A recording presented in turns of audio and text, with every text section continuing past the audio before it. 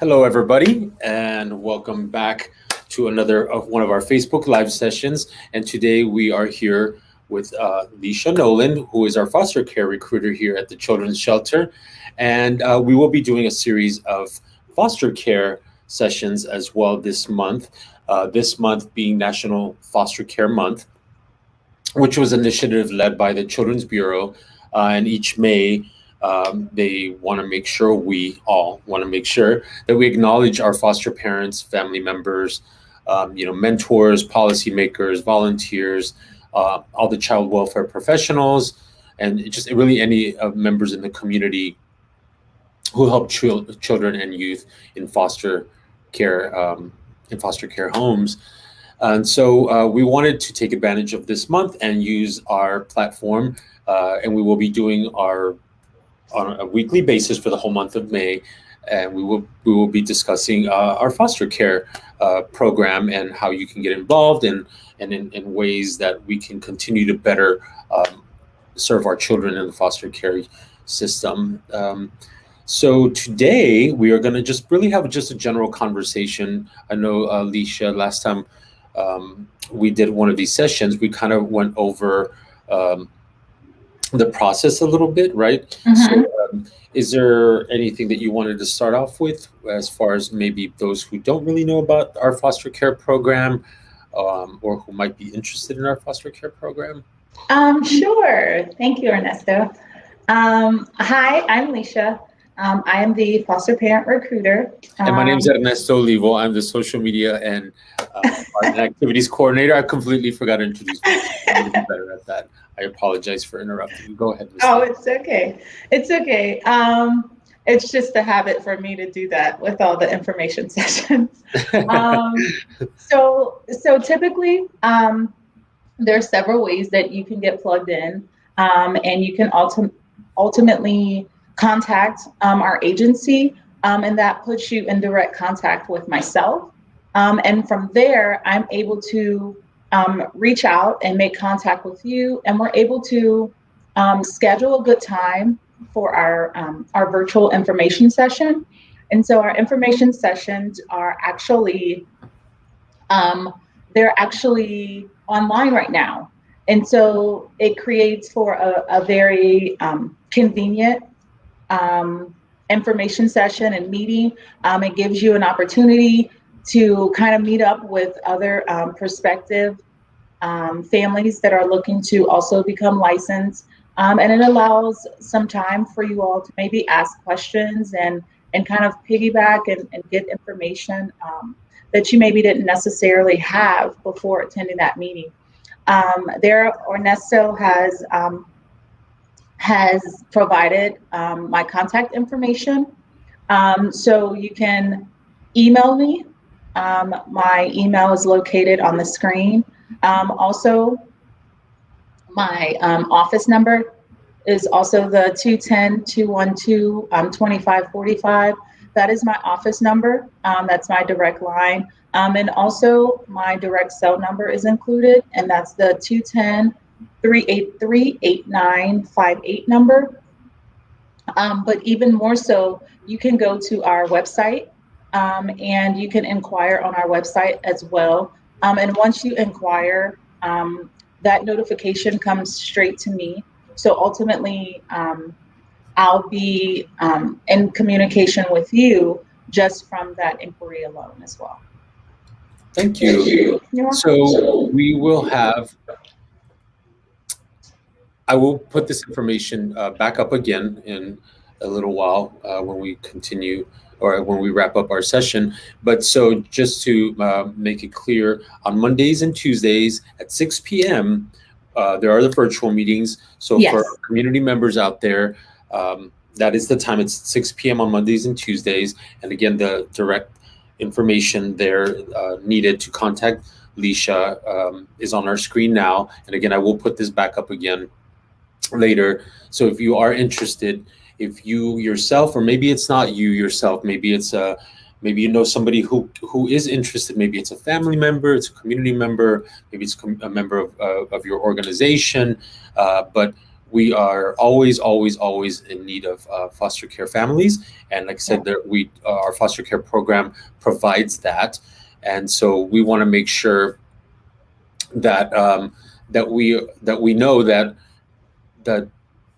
especially highlighting this month of May again is raising awareness to foster care. But one thing I will veer off a little bit, I just want to also spotlight that May is also Mental Health Awareness Month, which ties into our Family of Services program here called the Hope Center, which is a service that we provide to our community where we do have professionals that do help provide therapy. But that's a whole other conversation. I just wanted to spotlight that. So let's get back to our foster care program, and maybe we can start off with the qualifications, the requirements, if anyone who is interested in that. Yes, Ernesto, and I also wanted to add, I'm sorry I didn't say that, but yes, the sessions are held every Monday and Tuesday evening at 6 p.m. And your initial contact must be made with myself, because I will then provide the necessary virtual link in order to log into that specific session, because it is a virtual private session. And so you must have that specific link. Okay. Okay. Thank you. Okay. So some of the requirements in order to move forward in the application process. So typically, after attending the information session, there's also an inquiry form that I also provide that must be completed and returned to myself.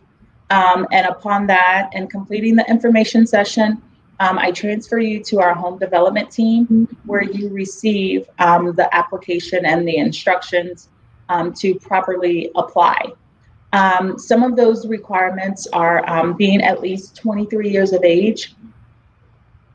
You also must have a valid ID and social security number. There is not a specific financial income or income range.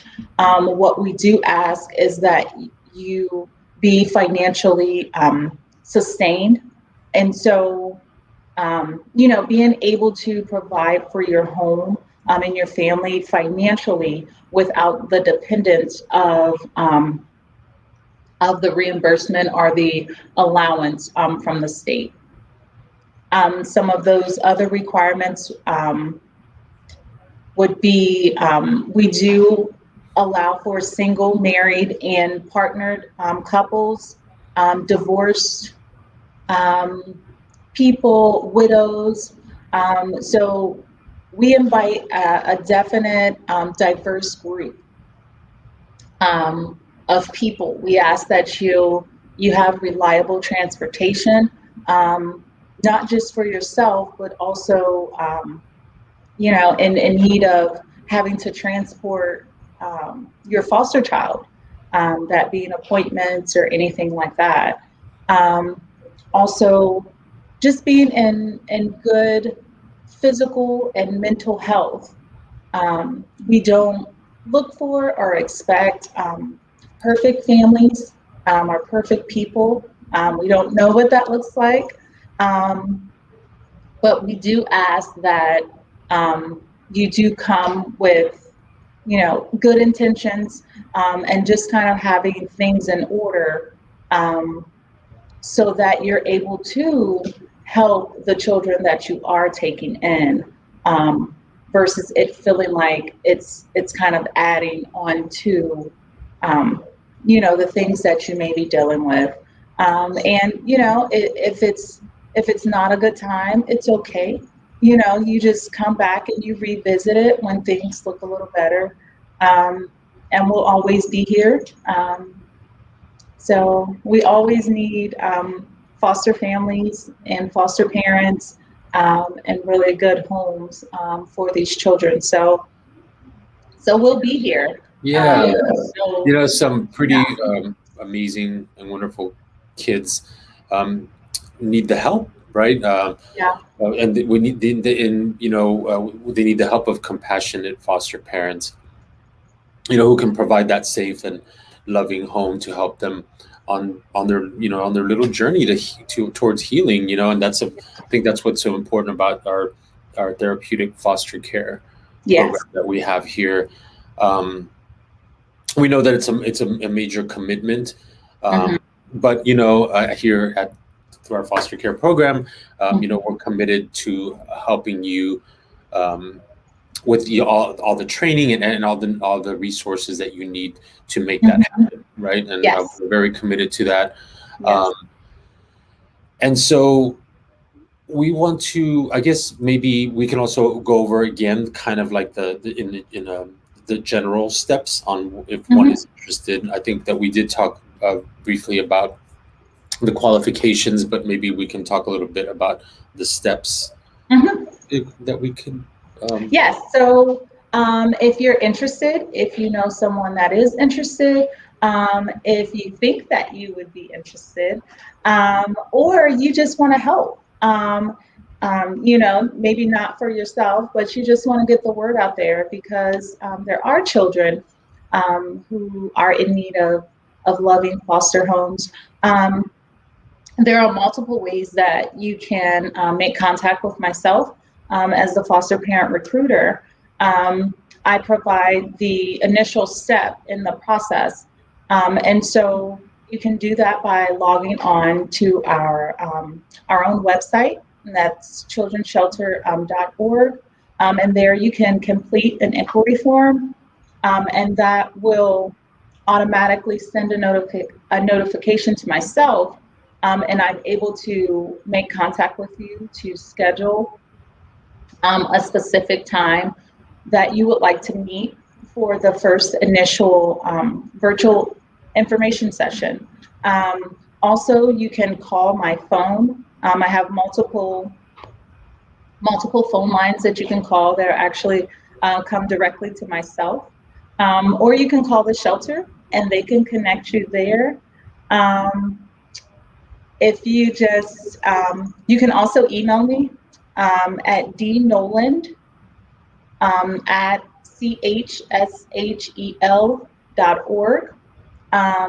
And we can also go from there. But ultimately, we need to make that initial contact because I can provide you with the necessary link for our information session, which is also private. So you would only be able to access that session by making contact with myself. Okay. So then this one would attend an inquiry meeting, right? Hmm. Which is virtual, Yes. and then from there would be completing an application and a background Yes. check, Yes. and then there would come an initial screening and then a home visit. Yes. So throughout the process, there is a process, and there is um, we have an awesome team. So everyone kind of has a specific requirement and movement within the process. And so I have the initial process, and I kind of pass you along to more of my team who does a specific portion of the process. And after completing the application and background check, you'll receive a specific specialist that's assigned to you within the process. And so every step of the process, you'll have someone there, the physical support that you need to walk you through the process, along with training. They help you keep track of training, along with scheduling your home study and helping you track what training you have left, what documents you need, and completing that home study and walking with you until that final step of licensing and your final walkthrough. And then even when you receive a placement, you have a case manager through the agency that also continues that journey with you. And so there's a lot of support through the process, no matter what portion of the process you're in. That's great. That's really good. So you being a foster care parent, right? Yes.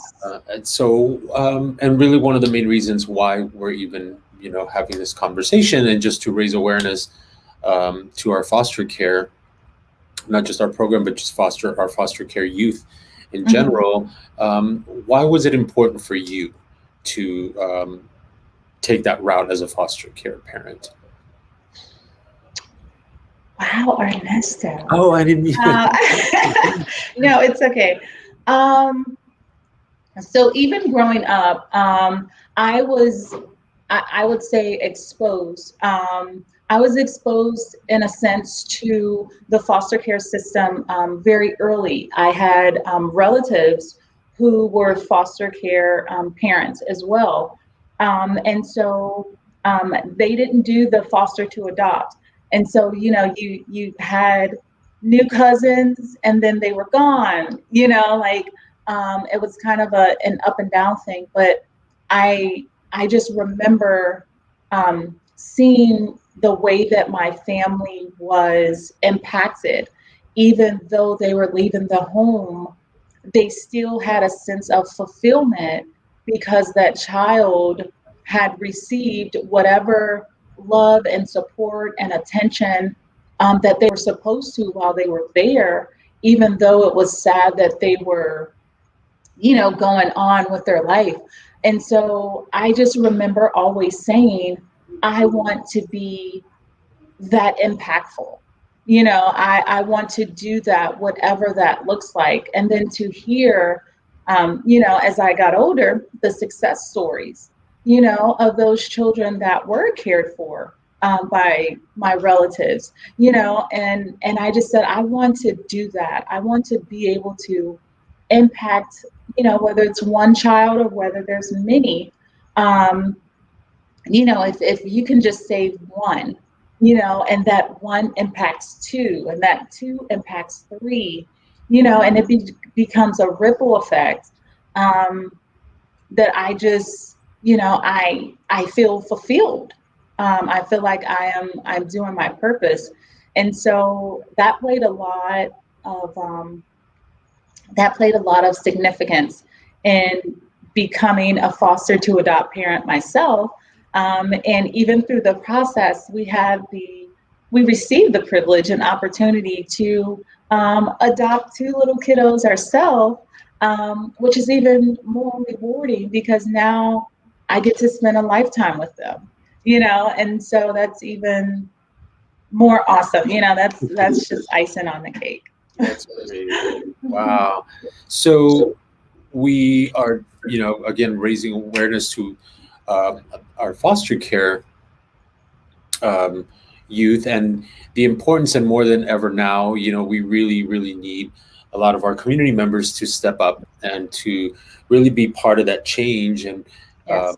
and then just be part of these children's lives Mhm. that they so need. Even if, like you mentioned, it doesn't always have to lead to permanent, but permanency is always great. But Yeah. even if it's temporary help, right? So that there's some sort Mhm. of stability in the children's as they're growing, and especially if they are trying to find some sort of normalcy, Mhm. regardless of where their situations or their experiences that they came from, and Mhm. whether it's having other siblings or not, and going to school and finding um, just somewhere where they belong, right? So that Mhm. as they are growing and developing, that they feel some sort of um, what is that, or they feel grounded, I guess, if you would, Yeah. and to be part of something, right? Yeah. To be part of a family, to know that there is like love and respect out there, Mhm. regardless of their circumstances. And I think our foster care program, with our therapeutic foster care program,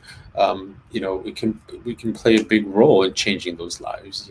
Yeah, it's really awesome, Ernesto. Once you really, um, even after that first placement, just to the feeling of knowing um, that you've impacted a world that's bigger than yourself. That can be very fulfilling and rewarding. And though the initial contact is everyone does it for a different reason. But even in the end, you're always gaining more than you feel like you're even giving. And so it's still rewarding whether the situation is temporary or permanent. That's great. That's really good. So again, to our community members out there, for any of you who are interested, I will put the information here again, and uh, you can contact Lishia directly. Again, the email and the phone numbers are there, and or go to the website. And like she mentioned, that any inquiries will go directly to her, and then she can start that process and guide you so that you can move forward. And again, for those of you who are, or maybe you know somebody, again, maybe it's a relative, a friend, a coworker, maybe the conversation's been sparked. But there are ways, I know that May is Foster Care Awareness Month, but for us doing this work, it's all year round kind of awareness, raising awareness to our foster care youth and the need for foster care parents. And so, there are ways that you can help, especially during this month of May. If you are out there, maybe you can share resources, maybe you can share stories, maybe you do know a foster parent, or maybe you have grown up in a foster care home as well, right? And maybe share your stories on social media, share resources, just to help us get the word out to the community in any which way that you can. And because this is something that it's nonstop, and this is something that it's continuous work. Again, we are very grateful that the Children's Bureau is raising awareness through the month of May. But again, this is work that's all year round. And so please, if there's anything that you can do to help in raising awareness, and or again, know anybody who's interested, or yourselves, please do contact us. And again, the information is here on the screen. And and if you're out there, please, you can also message us if you want to. If there's anything you'd like to share, please share it on this feed, and or you can also direct messages on our Facebook page. Is there anything else, Miss Lishia, that you really wanted to touch on, or? No, I want to remind people, not to count themselves out. If this is something that you see yourself doing and being an impact within the foster care community, don't count yourself out before inquiring. Good. Right. Well, we will come back next week, and we will touch up on a topic. I believe we'll touch up on teens, our teenagers, and so thank you again for sharing not just your time, but the work that you're doing with us and giving us information. And it's always good to put this information out. It's always good to educate our community members, and we will continue having the foster care conversation. And thank you, everybody, and all of our, not just our viewers now, but everybody in the community who is continuously supporting the work that we're doing here at the Children's Shelter, especially with our family of services, and this being one of them is our foster care program. There's a lot of work that needs to get done and is being done in the community, and we're very blessed to be part of that. And so until next week, we will see you guys soon. And thank you again, Lishia, for all the work that you do in the community. Oh, thank you for having me, Ernesto. Thank you all.